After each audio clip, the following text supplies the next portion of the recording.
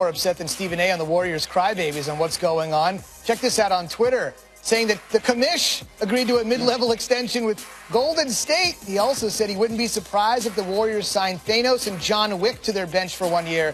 But I don't think Keanu Reeves' shooting is good enough to join this particular Warriors team. Let's be honest, the collective group of basketball fans on social media, I know you guys call yourselves NBA Twitter. Don't be fooled. This is NBA Twitter. Adrian is here. Let's start with everything that's happened in free agency, starting with the Australian Dante Exum. Yeah, I'm just reporting now. Dante Exum has agreed to a 3-year, $33 million extension with Utah. He's still only 22 years old. He was a 5th overall pick in 2014, fought through injuries early in his Jazz career, but tremendous potential. That organization really still believes in his future. Tyreke Evans, a 1-year, $12 million deal. Sources tell me to go to the Pacers. Flew in there today. He'll join Doug McDermott in their free agent class. Michael Carter-Williams, a 1-year deal to go to the Houston Rockets, play off their bench behind Chris Paul, James Harden. And the Nuggets have traded Wilson Chandler and his $12.8 million deal, a second-round pick, to Philadelphia into their cap space. Denver looking to get out of the luxury tax, and now they're going to re-sign Will Barton. And now Wilson Chandler goes to the Sixers. You know, good two-way player. He can help that team, or they can flip him in a trade. And they've been talking with the Spurs, although that has not gotten a lot of traction, sources tell me, because they have not shown a willingness to put any of their 3 top players in the deal. Now, you know Embiid and Ben Simmons aren't going to be in the deal, but Markelle Fultz has not been in. And when you've got a top 3 or 4 player in the world, and the team won't put any of its top 3 guys in, you could do the math. That's not a deal that's working. And that top 3 player in the world, of course, we know is Kawhi Leonard. When healthy, the offensive and defensive prowess he brings. So what is the latest on him right now? Well, you know, teams around the league, the Spurs aren't getting, this is not a bidding war going on. You know, there's concerns about Kawhi Leonard. Teams don't know the medical, the quad injury. They don't know how he's going to return from it. And they know that he wants to play in Los Angeles. And so there's lots of reasons for you to be cautious with how much you're going to offer. Boston has talked to him. Philadelphia has talked. The Clippers have tried. Denver's checked in. The Lakers have been, so far, pretty staunch in keeping some of their young players out of trade talks. Yeah. So right now, the Spurs are willing to do a deal if the right one comes up. They're also willing to play it out with Kawhi Leonard. They can still offer him that $219 million supermax, but the relationship between he and the team, that's remained extremely poor. It's unchanged. There's been no coming together since that brief meeting between Popovich and Kawhi in L.A. or in Southern California a few weeks ago. And we should mention Southern California. It's not just the lore of the Lakers. Kawhi Leonard went to King High School in Riverside. He's a SoCal kid, so if this happens, it could be a bit of a homecoming. And, of course, we know Woj will stay on top of everything. You know what happened right after we got off the air last night with Boogie Cousins. Adrian, thank you very much. The notable free agents remaining that he will be keeping an eye on: Clint Capella and Marcus Smart are obviously fixtures on their team. Jabari Parker was the 2nd overall pick in his NBA draft. All these guys, though, are restricted. Obviously a huge qualifier when we're talking about unrestricted free agents like we have the last 24 to 48 hours. We all know the drill. Though he will remain a part of the city's sports legacy, even though this may not. The weather is hampering the efforts to bring this iconic image down in Cleveland. Maybe it's apropos, though, because even though LeBron is gone, his aura will always remain in his hometown. So the path to a 9th straight finals for LeBron runs through the Warriors, as we know, who are the overwhelming favorites to win the Western Conference. But first things first for the purple and gold. The Lakers have missed the playoffs in a record-setting 5 straight seasons. Now LeBron's in the fold, so that's got to come to an end, right? Right?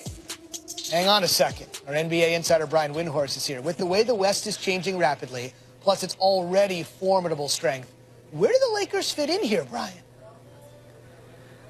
Yeah, I mean, look, any team with LeBron Zubin has a great chance to be competitive in any situation.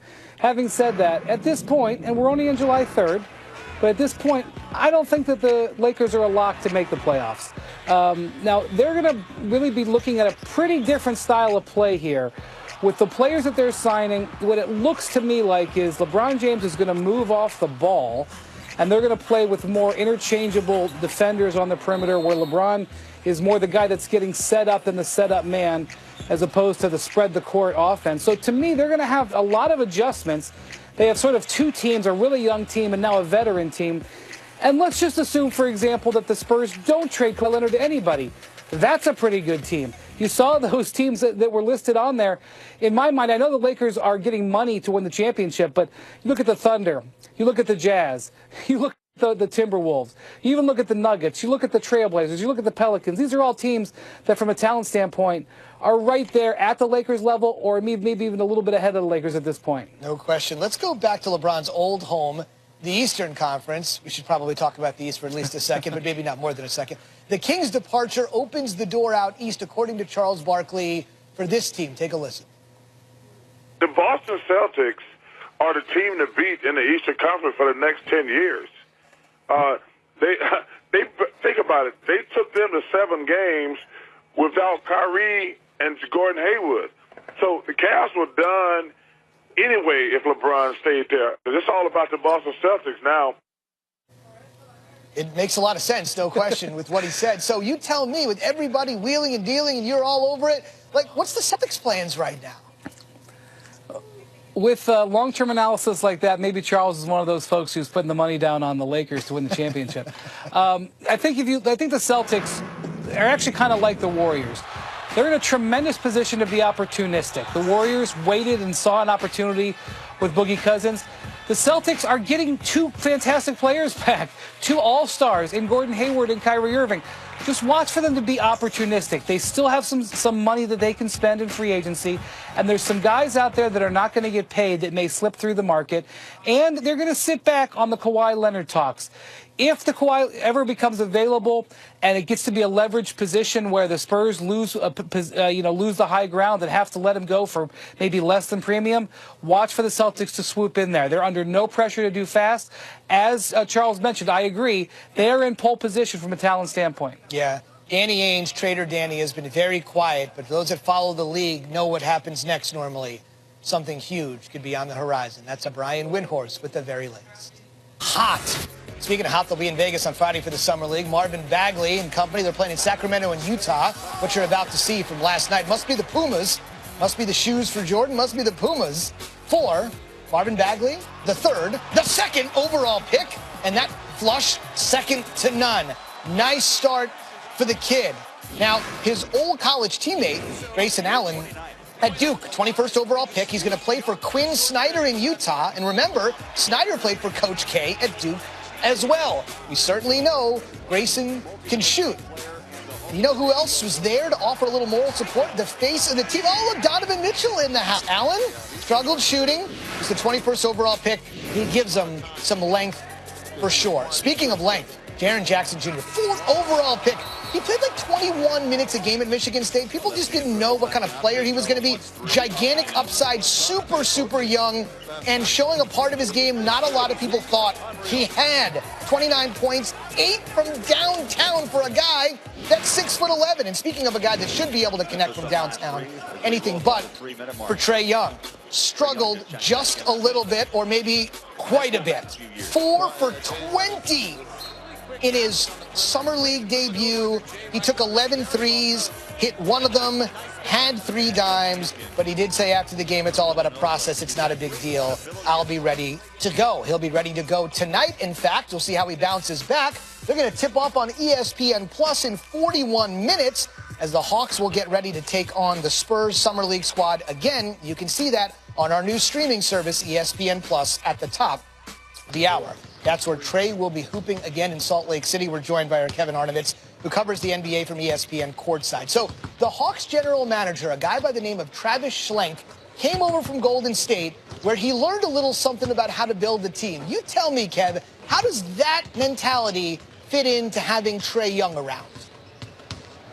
Yeah, I was talking to Schlenk this afternoon, and he said, it's funny.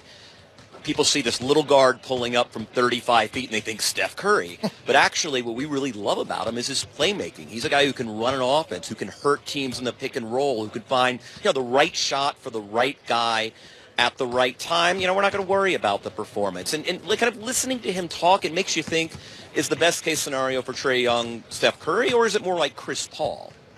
Well, I guess either one of those two wouldn't be bad. If you're known as the next Chris Paul, the next Steph Curry, they certainly have got themselves a gem in Trae Young. Before I let you go, got to ask you here, what has been the reaction from the executives and the scouts that are gathered in Utah that you're talking to about this whole DeMarcus Cousins to the Warriors situation? Yeah, there was a lot of buzz that overcame the lower bowl where a lot of the scouts and execs sit when that deal went down last night. You know, it's funny. One exec said, you know, it's actually for all the drama. They're having a lot of surprises. LeBron ends up in L.A. Paul George returns. Chris Paul returns. Kevin Durant returns. This is the first real shocker.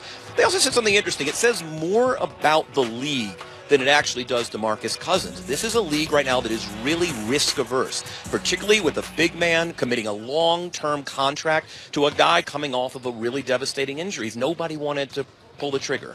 Yep, except for the Warriors. And considering Bob Myers, the Warriors GM, was shocked himself, I could only imagine all of his contemporaries in the league were just as shocked, and Kev was talking to some of them. To roll the dice, acquiring Paul George from the Indiana Pacers. It was a huge gamble, knowing he had just 1 year left on his contract. And knowing the kid from Palmdale, California's desire to play for his hometown Lakers. Fast forward exactly 1 year later, June 30th, 2018. And add $137 million to the mix, and we all know what happened. But what we all don't understand is exactly why it went down the way it did.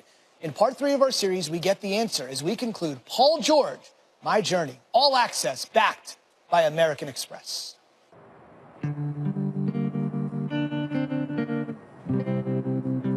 It's been very stressful. It's not an easy decision. I 100% appreciate Laker Nation for wanting me to come back home, wanting me to play in front of them. I wanted to come here a year ago prior to going to OKC. Unfortunately, he wasn't traded to Lakers. Lakers didn't grab me. I was traded to Oklahoma. And that has been a beautiful thing for me.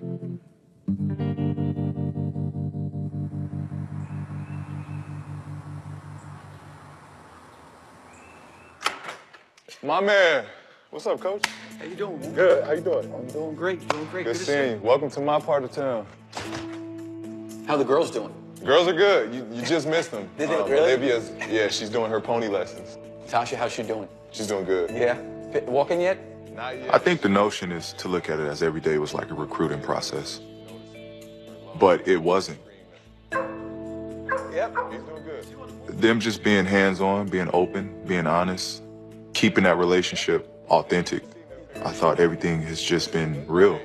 The relationship with Sam, connecting with Russ, I think I really built like a family and a brotherhood in that organization. My hope would be that your personality continues to help evolve what we have and make it better. The thing that gives me a lot of excitement is, okay, so this era where you and Russell in tandem are leading us forward, like this is where your fingerprints ultimately will be on the legacy of the organization. Mm-hmm. You have an opportunity to take us to heights we've never been at before. What I love about this mission and being on a mission with Russ is like he's hungry, mm-hmm. like, and he wants it. I want it, and that's what makes it, you know, so special looking at Russ. All right. Take care. Appreciate it. Thanks a lot, Sam. Thanks, sir. Okay. Appreciate We'll it. talk soon. The only way to go about it is to go to Oklahoma and make it official. You guys knew I threw that anyway.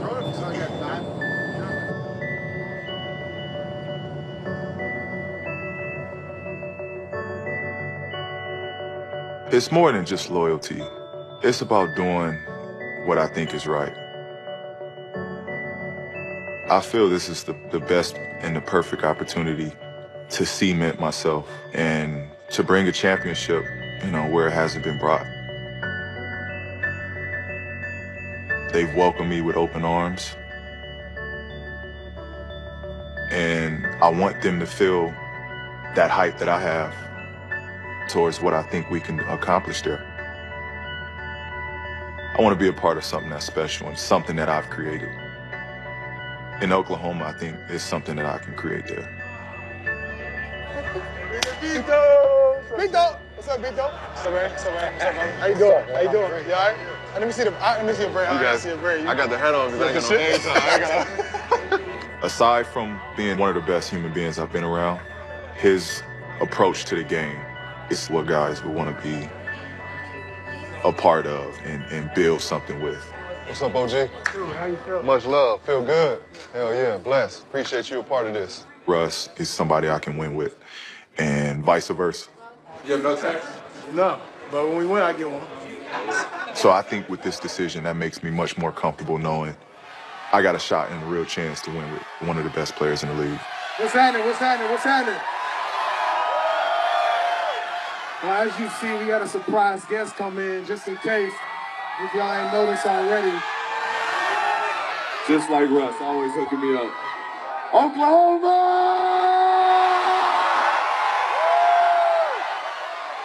First and foremost, I just want to thank y'all for welcoming me with open arms from the first day I got here. I'm showing the love. My family the love. I mean, Oklahoma, y'all truly made a big impact on me. And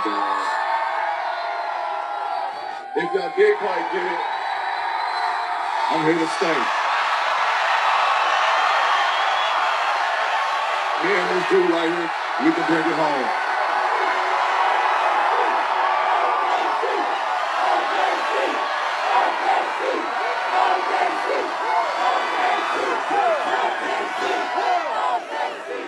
Y'all show some love for the real G in the house. Nuts! OKC! Make some noise!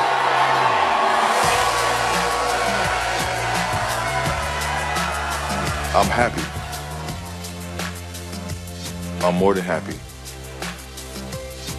This is the city and the community I chose, and the place I decided to play. And I'm excited. I'm excited to go along this journey and, really go all in on this experience. It's amazing access. Great stuff. Agreeing to terms with Paul George, just one of a handful of notable moves made in OKC this offseason. Another, Carmelo Anthony, opting into the final year of his deal. But it is going to cost him. The Thunder already committing over $157 million to salary next season and paying $137 million in luxury tax. Put it all together, Oklahoma City is on the hook for just under $300 million.